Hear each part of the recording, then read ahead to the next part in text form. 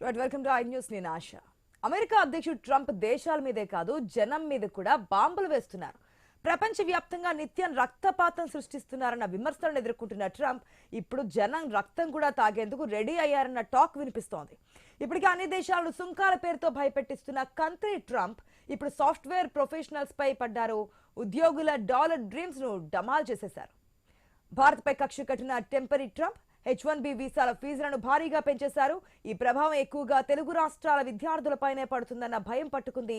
అమెరికాకు ఎక్కువగా వెళ్లే వారిలో తెలుగు రాష్ట్రాల వారు ఎక్కువగా వెళ్తుంటారు. దీంతో తెలుగు వారిపైనే ఈ పిడుగులు పడ్డాయన్న టాక్ వినిపిస్తోంది.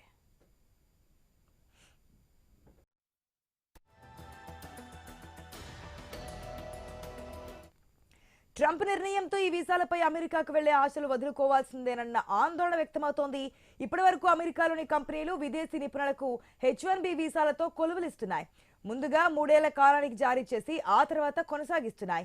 స్థానికులతో పోలిస్తే తక్కువ జీతాలే వస్తున్నా కొలువుల కోసం విదేశీయులు భారీగా వెళ్లేవారు. అమెరికాలోని ఐటీ, వైద్య రంగాల్లో విదేశీ నిపుణుల్లో 73% భారతీయులే. గత 5 ఏళ్లలో దాదాపుగా 4 లక్షల మంది భారతీయులు H1B పై అమెరికాలో ఉద్యోగాలు పొందారు. ఈ వీసాలున్న వారికి ఏడాదికి $1,00,000 జీతం వస్తోంది. కొత్తగా పెంచిన ఫీజులతో $150,000 జీతం ఇవ్వాలని ట్రంప్ ఆదేశాలిచ్చారు.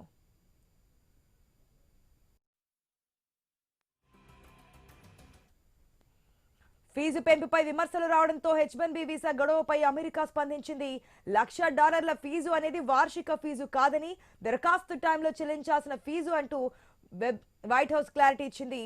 ఇప్పటికే వీసా కలిగి ఉన్నవారు ఎలాంటి భయపడాల్సిన పని లేదని, వారిపై $1,00,000 ఫీజు విధించబోమని ప్రకటించింది. కొత్తగా దరఖాస్తు చేసుకునే వారికే వర్తిస్తోంది. ప్రస్తుతం అమెరికాలో 30 లక్షల మంది వరకు స్టెమ్ ప్రొఫెషనల్స్ ఉన్నారని అంచనా. అదేవిధంగా వీరిలో ఎక్కువ మంది H1B వీసాలపై ఉన్నవారే. అటు తర్వాత 6 ఏళ్లు దాటిన వారు గ్రీన్ కార్డులకు దరఖాస్తు చేసుకునే ఎదురు చూస్తున్నారు.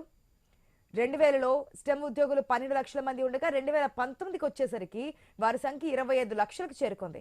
ఈ రంగాలలో 44.5% పెరుగుదల ఉంది.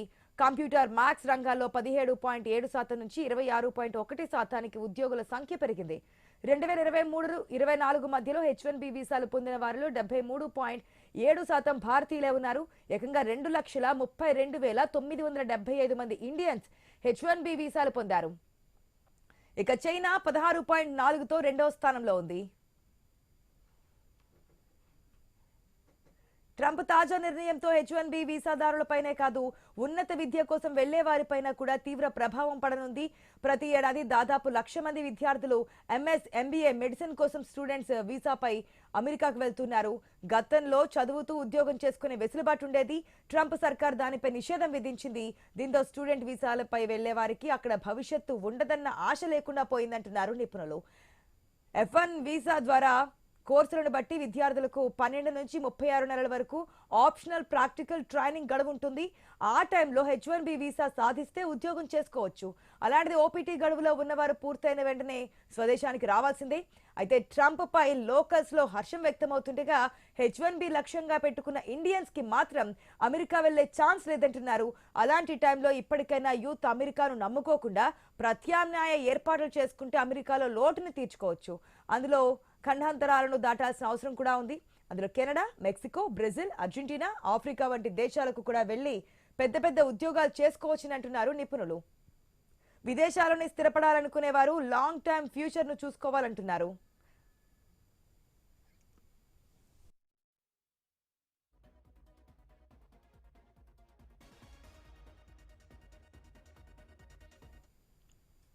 అయితే ఇలాంటి టైంలో భారత్ ముందు ఉన్న ప్రత్యామ్నాయాలు ఏంటి? అమెరికాలో ఉన్న టెక్కీలు తిరిగి స్వదేశానికి వచ్చేయాలా? విదేశాలపై ఆధారపడమే పెద్ద శత్రువు అని ప్రధాని మోదీ ఇప్పటికే హితో పలికారు. సంపాదనా పరులు ఈ హితోక్తులు చెవికి ఎక్కుతాయా? డాలర్ డ్రీమ్స్ కరిగిపోకుండా ఏం చేయాలి అనేది ఇప్పుడు ప్రజెంట్ వస్తున్నటువంటి చర్చ. నిన్న చాలా డౌట్స్ ఉన్నాయి. ఎందుకంటే ఎటువంటి క్లారిటీ లేకుండానే నైట్ నుంచే అమల్లోకి వచ్చేస్తుంది H1B వీసాకు సంబంధించి $1,00,000 అనేది చెప్పారు. ఈ అనుమానానికి కాస్త నివృత్తి కలిగించారు. ఏదైతే ఊర్లు వెళ్ళిన వాళ్ళకి కానీ, వెకేషన్కి వెళ్ళిన వాళ్ళకి కానీ ఇది వర్తించదు. ఎందుకంటే అక్కడ ఉన్నటువంటి సాఫ్ట్వేర్ కంపెనీస్ అన్ని కూడా వారి ఉద్యోగాలను వెంటనే రండి అని చెప్పి పిలిపివ్వడం, వారు వెంటనే బయలుదేరడం అన్ని చూసాం. సో ఇక్కడ క్లారిటీ ఇచ్చింది. ఏదైతే ఇది వార్షికది కాదు, ఫస్ట్ టైం వస్తున్న వాళ్ళకి H1B వీసా కావాలనుకున్న వాళ్ళకి చెల్లించాల్సిన రుసుము మాత్రమే, మిగిలిన వారు ఎప్పుడైనా వెళ్ళొచ్చు రావచ్చు, దానికి ఎటువంటి రుసుము ఉండదంటూ క్లారిటీ ఇచ్చింది. కాకపోతే ఇప్పుడు మన ముందున్నటువంటి ప్రత్యామ్నాయాలు ఏంటి, మనం ఏ విధంగా ముందుకెళ్ళాలి, ఇదే అంశానికి సంబంధించి మాట్లాడదాం.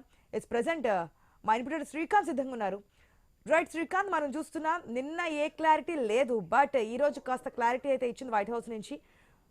ఓన్లీ H1B వీసాలు ఈసారి తీసుకోవాలనుకునే వాళ్ళకి మాత్రం పెద్ద బాంబు వేశారని చెప్పొచ్చు. ఇప్పటి వరకు యుద్ధాలు ఆపారన్నారు. ఇప్పుడు ఏదైతే వ్యక్తుల మధ్య ఘర్షణలు కావచ్చు, లేదంటే ప్రతి వ్యక్తికి ఒక డ్రీమ్ అంటూ ఉంటుంది, యూఎస్కి వెళ్ళాలి, జాబ్ చేయాలి, అక్కడ చదువుకోవాలి, ఇవన్నీ కొన్ని డ్రీమ్స్ అంటూ ఉంటాయి.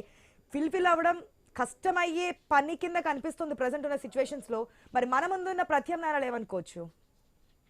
యా అంటే ఆల్టర్నేట్ మార్గాలు ఏంటి, ఆల్టర్నేట్ రూట్స్ ఏంటి దీర్ఘకాలికంగా, ఎందుకంటే ఖచ్చితంగా ఇది ఎఫెక్ట్ పడుతుంది భారతీయుల మీద, భారత కుటుంబ వ్యవస్థల పైన ఖచ్చితంగా ఎఫెక్ట్ పడుతుంది. బట్ దీనికి ఉన్నటువంటి దీర్ఘకాలిక అవసరాలు ఏంటి, ప్రత్యామ్నాయాలు ఏంటి అనేది మాట్లాడకంటే ముందు ఇందాక మీరు చెప్పినటువంటి అంశాలకి కొన్ని కొనసాగింపుగా నేను కొన్ని పాయింట్స్ యాడ్ చేస్తాను ఆశ. నిన్న మనం మాట్లాడుకున్నాం, నిన్న అంటే ఇమ్మీడియట్గా వాట్ నెక్స్ట్ అన్నదానికి అసలు ఒక క్లారిటీ లేదు. అన్ని కంపెనీస్ హడావుడి అయిపోయాయి.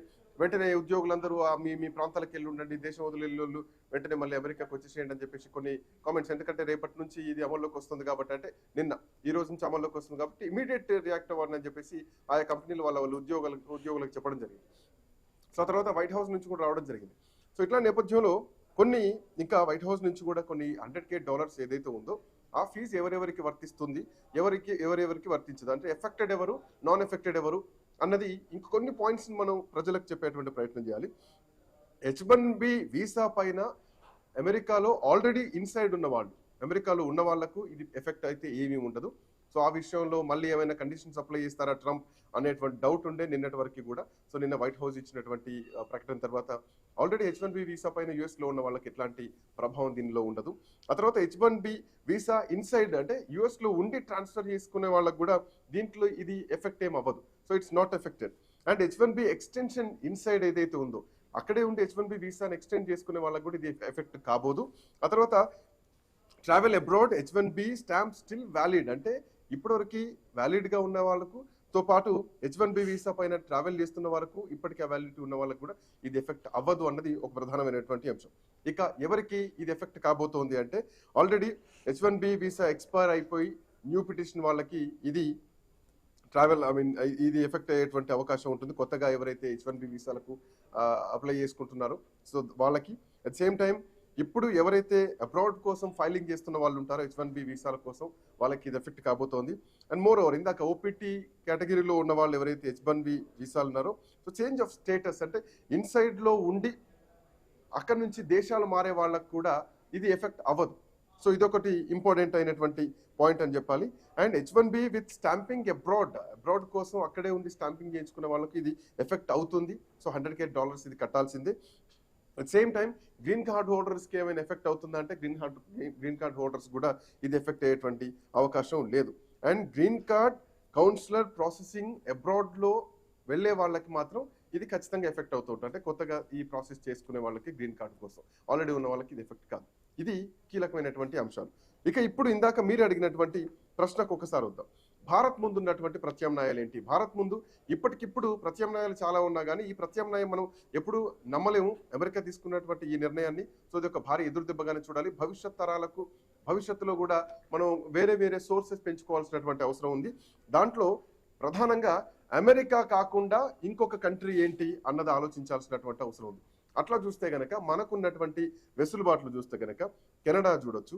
అమెరికా నుంచి బయటికి ఆలోచిస్తే కెనడా కానీ, జర్మనీ కానీ ఎడ్యుకేషన్ పరంగా, ఉద్యోగ పరంగా, ఈవెన్ బ్రెజిల్ కానీ, అర్జెంటీనా కానీ, ఆఫ్రికాల సైడ్ మనం చూడాల్సినటువంటి అవసరం ఉంటుంది. సో ఇట్లా నేపథ్యంలో అంటే ఏ దేశాలకు ఎట్లాంటి పరిణామాలు ఉంటాయి ఇవి కూడా కొంత ఇన్వెస్టిగేషన్ చేసి మనం ఈరోజు మాట్లాడుతున్నాం, ప్రజలకు చెప్తున్నాం. సో కెనడా ఒక ప్రధానమైనటువంటి ప్రత్యామ్నాయంగా మనం చూస్తే గనక సో కెనడాలో ఒక ఎక్స్ప్రెస్ ఎంట్రీ ఉంటుందని చెప్పాలంటే ఇమ్మీడియట్గా మనకు అక్కడ ఎంటర్ అవ్వడానికి ఆప్షన్స్ ఉంటాయి.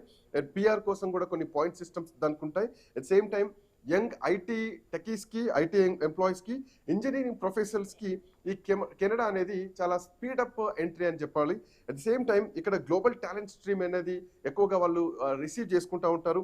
ఐటీ కానీ, స్టెమ్ టెక్నాలజీస్ కానీ, స్టెమ్ క్రియేటివ్ మైండ్స్కి కెనడా అనేది చాలా క్రియాశీలకంగా ఉపయోగకరంగా ఉంటుంది. మోర్ ఓవర్ కెనడాలో 2 వీక్స్లోనే వర్క్ పర్మిట్ ఉంటుందన్నది ఇక్కడ ప్రధానమైనటువంటి అంశం.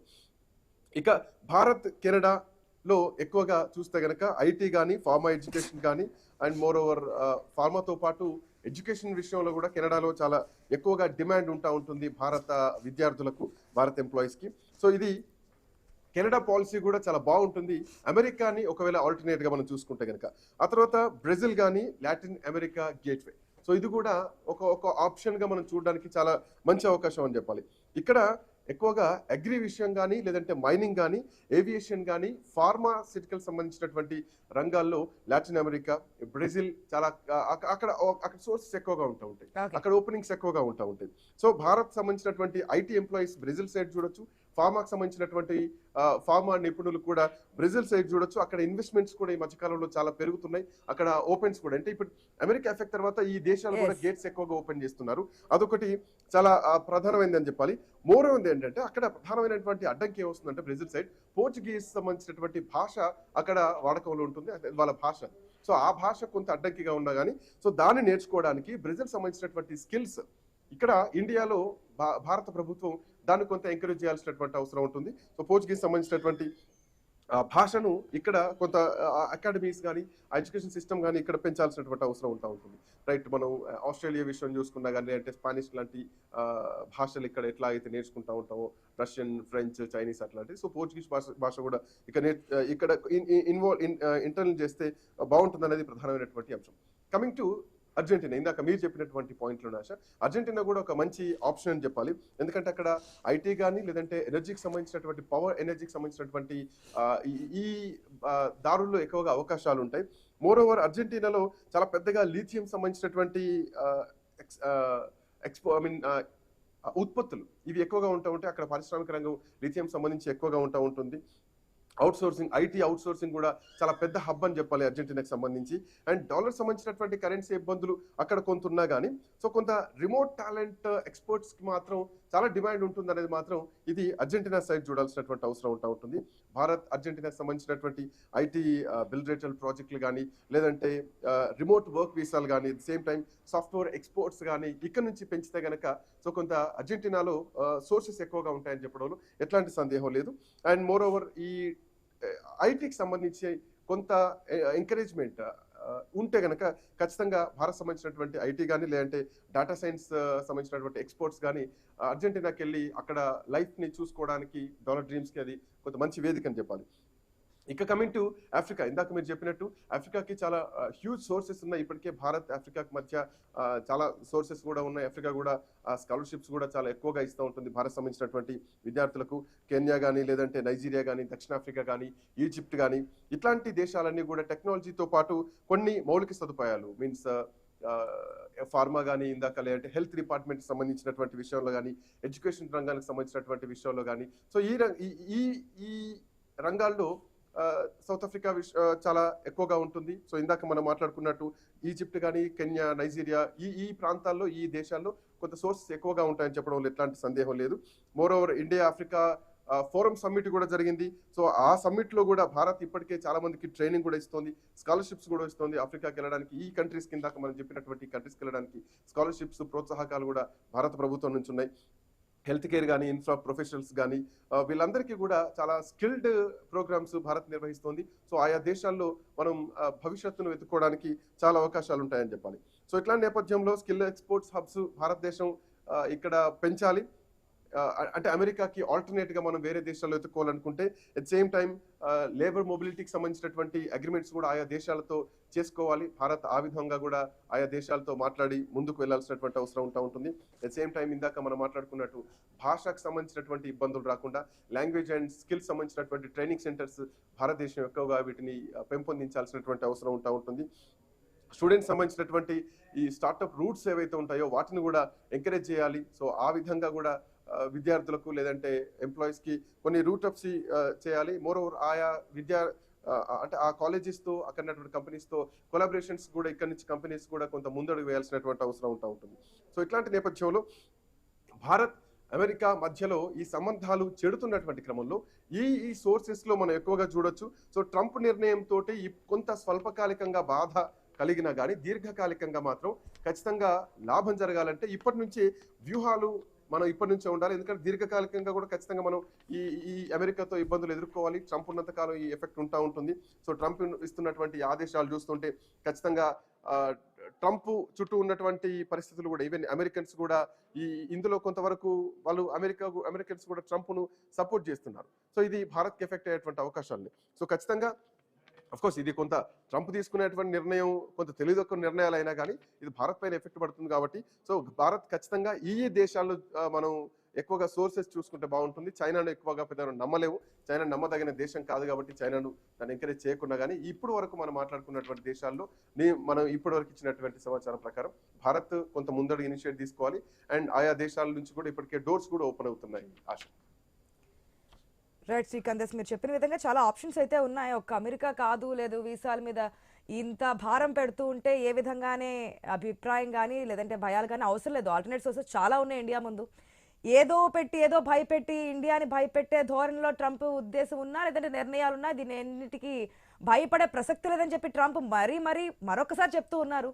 సో దానికి ఆల్టర్నేట్గానే ప్రయత్నాలు కానీ లేదంటే తీసుకున్న నిర్ణయాలు కానీ ఉంటాయని చెప్పి వెయిట్ చేద్దాం. Thanks for the update Srikanth. Yes, మనతో పాటు డిబేట్లో పార్టిసిపేట్ చేస్తున్నారు మన్యం కోటేశ్వర గారు, పొలిటికల్ అనలిస్ట్, అదేవిధంగా ప్రభు గారు ఉన్నారు, బిజినెస్ అనలిస్ట్. నమస్తే అండి, వెల్కమ్ టు ద షో. ఫస్ట్గా ప్రభు గారు నమస్తే సార్. నమస్తే. బిజినెస్ సంబంధించి మెయిన్గా ఐటీకి సంబంధించి అనుకున్నాం. నిన్నటి వరకు ఒక క్లారిటీ లేకుండా నడిచింది, ఇప్పుడు ఒక క్లారిటీ అయితే వచ్చింది. ఎవరైతే కొత్తగా H1B అప్లై చేస్తున్నారో వారికి మాత్రమే ఈ $1,00,000 అనేది. ఒకవేళ రెన్యూవర్స్ సంబంధించి ఏదైనా దీనికి వర్తిస్తుందేమో, మిగతా వారికి మాత్రం ఆల్రెడీ ఉన్న వాళ్ళకి అక్కడ ఇబ్బంది ఏమీ లేదు అనేది అయితే క్లియర్ కట్గా చెప్పారు. సో కొత్తగా వెళ్ళేవారు అంత ఎఫర్ట్ పెట్టి అంటే అంత అమౌంట్ పెట్టి వెళ్ళే అంత ఛాన్స్ ఉంటుంది అనుకోవచ్చు. ఒకవేళ లేకపోతే ఆప్షన్స్ ఏంటి? ఇప్పుడు కొత్తగా వెళ్ళే వాళ్ళంటే initial level, mid level, higher levels ఉంటాయి అక్కడ యుఎస్కి వెళ్ళేది. సో మన పిల్లలు మామూలు యావరేజ్, బిలో యావరేజ్ వెళ్ళే వాళ్ళకి ఇప్పుడు ఇబ్బంది. ఎందుకంటే ఇప్పుడు ఆ $1,00,000 అనేది ఎవరు పే చేయాలి? కంపెనీ ఎవరైతే స్పాన్సర్ చేస్తారో ఆ కంపెనీ పే చేయాలి. ఆ కంపెనీ పే చేస్తున్నప్పుడు $1,00,000 పెట్టి వాళ్ళకి 90,000, 85,000, $75,000 ఇచ్చినప్పుడు $1,00,000 పే చేసినప్పుడు 2 లక్షలు అవుతుంది కదా, 1,50,000 పై అవుతుంది కదా. అంత ఇన్వెస్ట్మెంట్ ఎందుకు చేస్తారు? సో డెఫినెట్ గా ఈ middle level, initial first level అనేది తగ్గిపోతాయి. సో అంటే మామూలుగా హైఫై బాగా చదువుకొని హయ్యర్ సిఇఓస్ కానీ ఆ హయ్యర్ లెవెల్స్ లో ఉండే వాళ్ళు బాగా క్రీమ్ లేయర్ అంటే బటర్ఫ్లైస్, మన దగ్గర ఉన్న బటర్ఫ్లైస్ అన్ని they will fly to US, అది ఆగదు. But middle level and lower middle initial stage అన్ని ఆగిపోతాయి. అది ఎందువల్ల? ఏ చూసుకొని ఏతో ఇంప్లిమెంట్ చేస్తున్నారు కాబట్టి ఈ లెవెల్లో మనకు అవసరం లేదు అన్నట్టు. ఒకప్పుడు 1990లో పొజిషన్ ఏంటంటే H1B మీరే కదా బయట నుంచి తెప్పించుకొని మాకు స్కిల్డ్ వర్కర్స్ కావాలని చెప్పి అప్పటి నుంచి బయట నుంచి తెప్పించుకుంది. ఇది ఏదైనా ఒక తీసేటప్పుడు కానీ మళ్ళీ యాడ్ చేసుకునేటప్పుడు ఒక పద్ధతి ప్రకారం రావాలి. ఇప్పుడైనా మాకు H1B మాకు ఇంత వద్దు, మీకు 71%, 72% ఉన్నాయి, మేము చిన్నగా తగ్గించుకుంటాం, ప్రతి సంవత్సరం కొంత పర్సంటేజ్ ఇస్తామని అంటే ఒక పద్ధతి ఉంటుంది పెద్దన్న పొజిషన్ లో ఉన్నప్పుడు. కానీ ఆల్ ఆఫ్ ఏ సడన్ లో అది ఏమి క్లారిటీ లేకుండా డైరెక్ట్ గా మీరు దీనికి 1 lakh చేస్తున్నాం అని చెప్పి ఆల్రెడీ ఉన్నోళ్ళకా లేకపోతే కొత్త వాళ్ళు కనుక చెప్పకుండా 19th ఈవినింగ్ ఇస్తే ఇన్ఫోసిస్, TCS ఇలాంటి కంపెనీలు అక్కడి నుంచి బయటకు వచ్చిన ఇండియా కానీ బయటకు వచ్చిన వాళ్ళందరికీ మెయిల్స్ ఇచ్చి మీరు 21st లోపల మార్నింగ్ లోపల అక్కడ ఉండాలంటే ఎలా వస్తారండి? ఎంత టెన్షన్ పడి ఉంటారు వాళ్ళందరూ, ఎంత నరకం పెట్టారు. అంటే ఒక పెద్ద పొజిషన్ లో ఉండిచ్చి ఒక లెటర్ డ్రాఫ్ట్ చేయడం కూడా తెలీదా? అంటే ఇండియన్స్ కి అంత ఇబ్బంది పెడతారా? అంటే ఇండియన్స్ అంటే మీకు అంత చులకనా? ఇప్పుడు 1 day టైం ఇచ్చి ఇమీడియట్ గా రమ్మంటే ఎలా వస్తారండి? ఓపెన్ టికెట్లు ఎంత పెట్టి కొనమంటారు? అసలు దొరుకుతాయి టికెట్లు? వాళ్ళు రావడానికి ఛాన్స్ ఉంటుందా? వాళ్ళు ఎక్కడెక్కడ ఏదో పనులు ఉంటాయి, ప్రోగ్రామ్ పెట్టుకుంటారు, 2 వారాలు 3 వారాలు. అంటే ఇవాళ పొద్దునకి మళ్ళీ క్లారిటీ ఇస్తారా?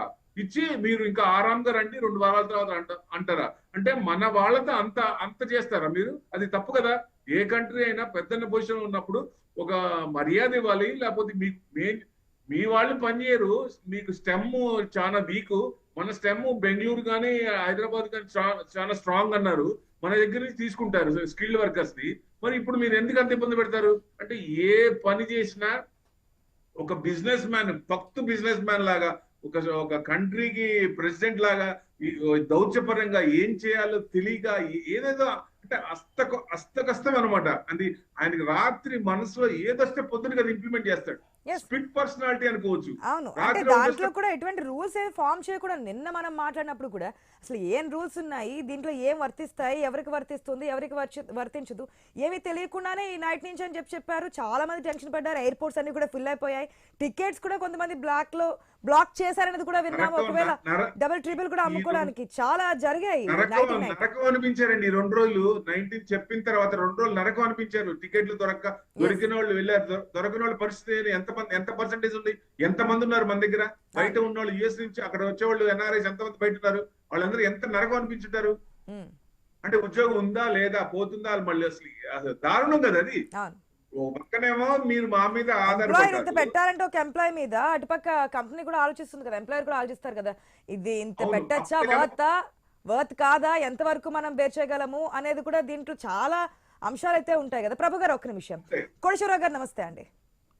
నమస్తే కోటేశ్వరరావు గారు, ఏంటి ట్రంప్ తీసుకున్న నిర్ణయాలన్నీ మనం టారిఫ్ల గురించి మాట్లాడాము, దాంట్లో కూడా ఈ ప్రభుత్వం గురించి మీరు చాలా సార్లు మాట్లాడారు. అయితే ఇప్పుడు తీసుకున్నటువంటి డెసిషన్ సంబంధించి మీరేమంటారు? ఒకవేళ వెళ్ళకపోతే మనకు ఆల్టర్నేట్స్ ఏమున్నా అనేది ఇంతకుముందు మా ఇన్పుట్ ఎడిటర్ శ్రీకాంత్ కూడా చెప్పారు. కాకపోతే ఇంకా ఏం చేయొచ్చు? ఒకవేళ మన దేశంలోనే ఈ స్కిల్డ్ ఉన్న వాళ్ళందరినీ ఇక్కడ పెట్టుకోవాలి, లేదా ఇంకా ఆల్టర్నేట్ చూపించాలనుకుంటే ఏ విధంగా అనుకోవచ్చు?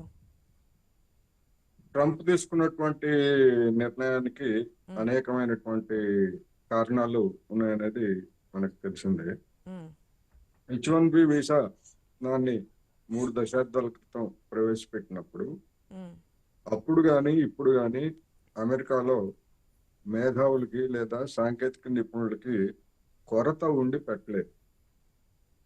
కొంతమంది భావిస్తున్నట్లుగా అమెరికా మన మీద ఆధారపడుతున్నది అనేటువంటిది అది పాక్షిక సత్యమే.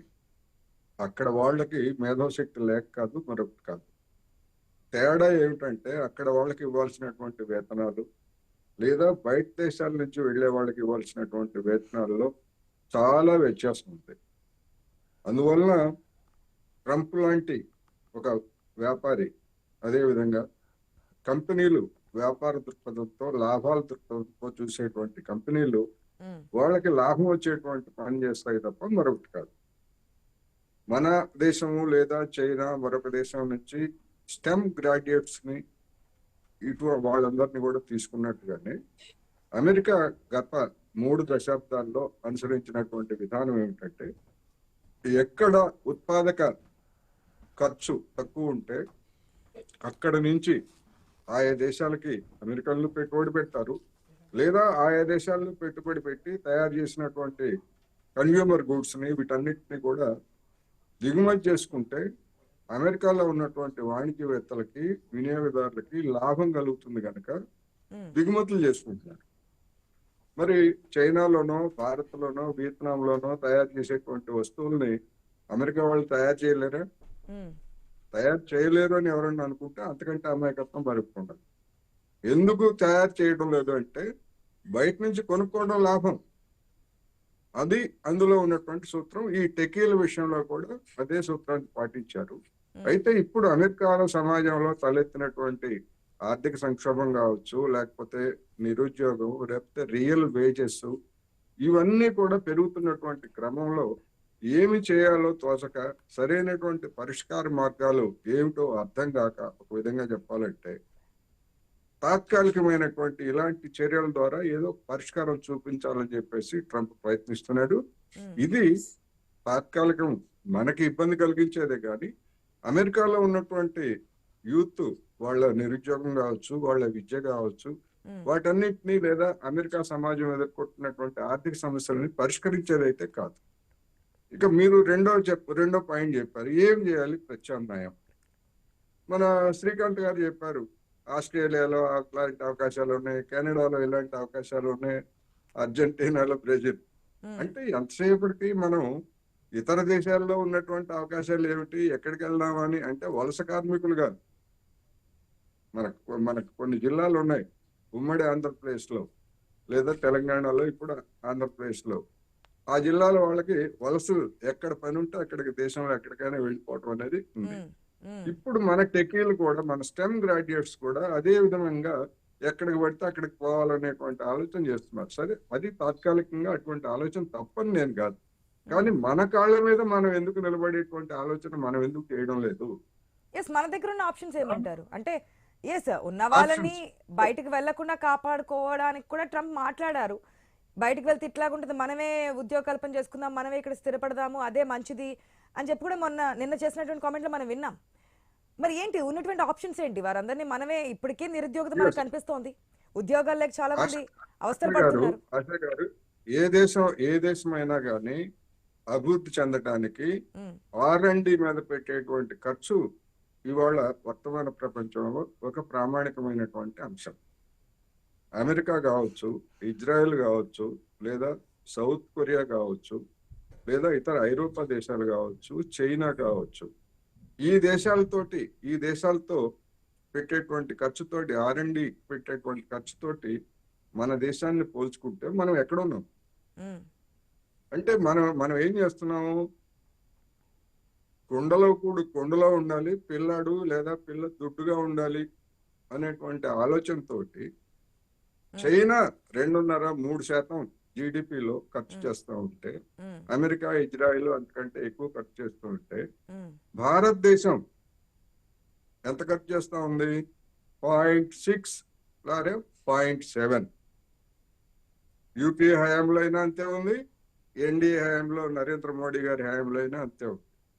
మరి ఆ రంగాలకి ఖర్చు చేయకుండా నూతన ఉపాధి అవకాశాలు, లేదా ఇప్పుడు భారతదేశంలో అమెరికాలో కావచ్చు, లేదా మరొక దేశంలో పెట్టేటువంటి స్టార్టప్స్ కావచ్చు, అవసరమైనటువంటి R&D చౌకగా ఎట్లా ఉత్పత్తులు చేయాలి, లేదా ఉత్పాదక ఖర్చుని ఎట్లా తగ్గించుకోవాలి అనేటువంటివే కదా R&D అంటే. మరి R&Dకి ఏమి ఖర్చు పెట్టకుండా మన వాళ్ళు ఎంతసేపు, మన చంద్రబాబు నాయుడు గారు చూడండి, నేను ఎంతమందిని పంపించాను ఇంజనీరింగ్ కాలేజీలు పెట్టి, అమెరికా పంపించాను, ఎక్కడ చూసినా మన వాళ్ళు అని చెప్పేసి డబ్బాలు కొట్టుకుంటారు. అది కాదు కదా కావాల్సింది. మన కాళ్ళ మీద ఇలాంటి విపత్కర పరిస్థితులు వచ్చినప్పుడు మన కాళ్ళ మీద మనం నిలబడటానికి మనం ఏం చేస్తున్నాం అనేటువంటి ఆలోచన మరి విజన్ 2020 కానీ, లేదా విజన్ 47 వాళ్ళకి కానీ ఎప్పుడైనా తట్టలేదు. అటువంటి ఆలోచనే వాళ్ళు చేయడం లేదు. ఇప్పటికైనా ట్రంప్ తీసుకున్నటువంటి ఈ డెసిషన్ కారణంగా ఇప్పటికైనా ఏదో ఒకటి, ఏ జరిగినా మన మంచికైనా ధోరణితో ఇప్పుడు ట్రంప్ తీసుకున్న ఈ డెసిషన్ కూడా మన ఇండియాకి రావాలి.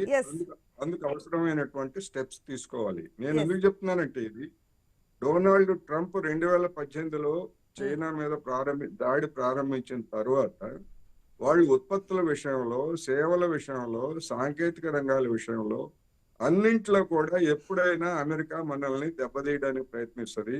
అమెరికాతో కలిసి పశ్చిమ దేశాలన్నీ కూడా మనం దెబ్బతీస్తాయనేటువంటి ఉద్దేశంతో వాళ్ళు ఎప్పుడో 10 ఏళ్ల క్రితమే బ్రెయిన్ డ్రెయిన్ కాదు, బ్రెయిన్ గెయిన్ అంటే మన దేశం నుంచి అమెరికాకు, ఇతర దేశాలకు వెళ్ళటం కాదు, అక్కడ పనిచేస్తున్నటువంటి మన వాళ్ళందరినీ మనం వెనక్కి తెచ్చుకుందాం అనేటువంటి ఆలోచన చైనాలో 10 ఏళ్ల నుంచి చేశారు.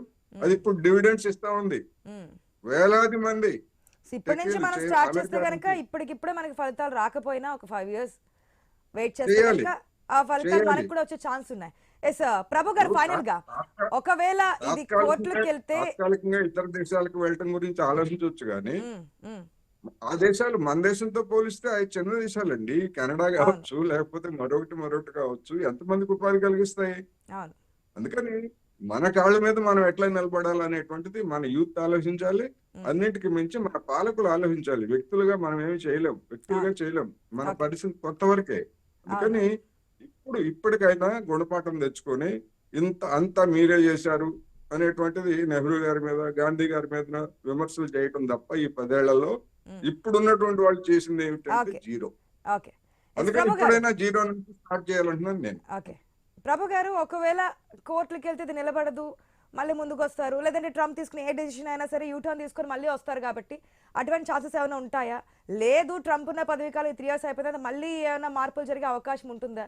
కొంతకాలం మనకి $1,00,000 అనేది ఒక పెద్ద అమౌంట్ కింద కనిపించిన ఆ డ్రీమ్ ఉన్న వాళ్ళకి లేదు, మేము వెళ్తాం, అక్కడికే వెళ్తాం అనే ఛాన్స్ ఉంటుంది అనుకోవచ్చా? ఏంటి క్లియర్ గా 1 minute లో ప్లీజ్ కంక్లూడ్. ఈ కోర్టుకి వెళ్ళినా ఆ ట్రంపే గెలుస్తాడండి. ఎందుకంటే H1B ఫీజు పెంచుతున్నాం అని చెప్పట్లేదు. బోర్డర్ క్రాస్ అయ్యేది ఎవరైనా ఉన్నా వాళ్ళ నుంచి ఫస్ట్ టైం ఫ్రెష్ గా వచ్చే వాళ్ళ దగ్గర నుంచి కలెక్ట్ చేస్తున్నాం అంటున్నాడు. అంటే H1Bకి లింక్ చేయట్లేదు కాబట్టి కోర్టులో నిలబడదు. ఎట్టి పరిస్థితుల్లో కలెక్ట్ చేస్తాడు ఆయన. ఎందుకంటే ఈయన పోయిన తర్వాత 4 ఏళ్ళ తర్వాత ఇంకొక ఆయన వచ్చిన తర్వాత కూడా ఒక 1 సంవత్సరమో లేదా సిచ్యువేషన్ బట్టి మార్చే అవకాశాలు ఉంటాయి కాబట్టి టైం పడుతుంది. సో ఇది ఇన్స్టెంట్ గా సార్ అన్నట్టు ఇన్స్టెంట్ గా మనకు కొంచెం ఇబ్బంది. కానీ ఇక్కడ ఒకటి చెప్తాను, 71 మీరు అన్నట్టు 73% H1B లో ఎవరున్నారండి? ఇండియన్స్ ఉన్నారు. మీకు బ్రెయిన్ రేంజ్ మొత్తం అక్కడే ఉన్నారు కదా. మీకు చైనాకి 11% ఉంది. వాళ్ళకి ఇంగ్లీష్ ప్రాబ్లం, మన వాళ్ళకి ఇంగ్లీష్ కాబట్టి ప్రాబ్లం లేదు. వాల్యూమ్ లో కానీ సైన్స్ లో కానీ మీకు అడాప్టింగ్ న్యూ టెక్నాలజీ కూడా మన వాళ్ళు చేసినంత ఇది ఇంకొకరు చేయరు. ప్లస్ వాళ్ళ ఆర్మీనే డిక్లేర్ చేసింది. ఈ ఎగ్జాంపుల్ చాలా అసలు వాళ్ళ ఆర్మీలోనే యుఎస్ వాళ్ళని తీసుకోదు. ఎందుకు? Because the body is full of liquor అంటుంది. వాళ్ళ ఆర్మీనే డిక్లేర్ చేసింది. అవుట్ సైడర్స్ ని మన వాళ్ళని కూడా వాళ్ళ ఆర్మీలో బుక్ చేసుకున్నారు. సో అది వాళ్ళ పరిస్థితి. ఎట్టి పరిస్థితిలో మనం ఏదనుకున్నా కాలేజీలు పెరగటం వల్ల కొన్ని ఊళ్ళలు చూడండి, పల్లెటూరులో తెలంగాణ గానీ ఆంధ్ర గానీ విలేజెస్ లో వాళ్ళ లైఫ్ స్టైల్ మారింది because of Chandrababu Naidu. 100% right ఇది. ఎందుకంటే ఇంజనీరింగ్ చేసి చదువుకొని బాగుపడాలనుకున్నాడు. బాగా సిన్సియర్ గా చదువుకొని ఇక్కడ చేసుకుంటే 50,000 60,000 లక్ష రూపాయలు దాదాపుకి వచ్చేది. అక్కడికి